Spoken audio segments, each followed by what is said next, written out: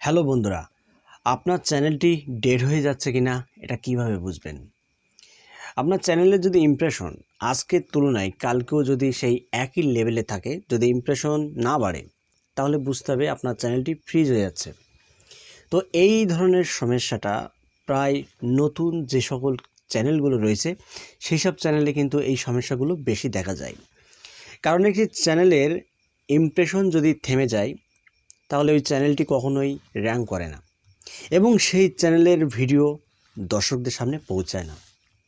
তো আপনার একটি ভিডিওর ইমপ্রেশন যদি বেড়ে যায় তাহলে ওই ভিডিওটি প্রচুর দর্শকদের সামনে ইউটিউব শো করায়।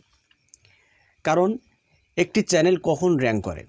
একটি চ্যানেল তখনই র্যাঙ্ক করে যখন ওই চ্যানেলের ইমপ্রেশনের সংখ্যাটা বেশি থাকে। যদি আজকের তুলনায় কালকে আপনার ইমপ্রেশন যদি বেড়ে যায় তাহলে বুঝতে হবে আপনার চ্যানেলটি ঠিক আছে। তবে আপনার চ্যানেলের যদি ইমপ্রেশন ওই একই জায়গায় যদি থাকে তাহলে বুঝতে হবে যে আপনার চ্যানেলটি কিন্তু ধীরে ধীরে ডেড হয়ে যাচ্ছে। আর একটি ডেড চ্যানেলকে কীভাবে গ্রো করবেন আজকের এই ভিডিওতে জানতে পারবেন। তো আপনাদের কাছে ছোট্ট একটি অনুরোধ রইল, ভিডিওটি শুরু থেকে শেষ পর্যন্ত দেখবেন, কেউ টেনে টেনে দেখবেন না।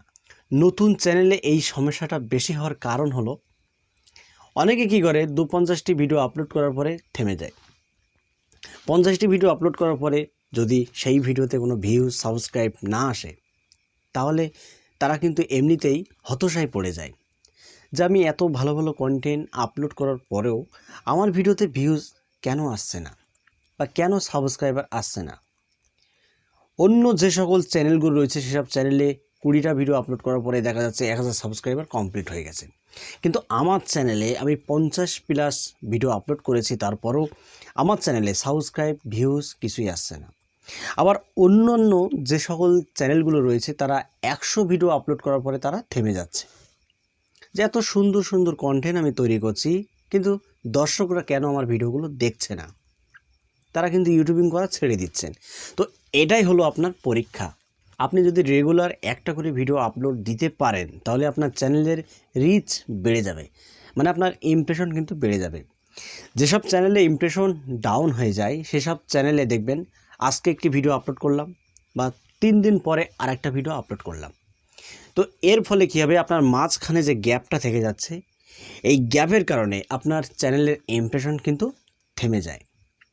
আপনি যখনই রেগুলার একটা করে ভিডিও আপলোড করবেন তখন সেই গ্যাপটা আর থাকবে না, তখন আপনার চ্যানেলের রিচ বেড়ে যাবে, মানে ইমপ্রেশন বেড়ে যাবে, তখন আপনার চ্যানেলটি কিন্তু গ্রো হতে থাকবে।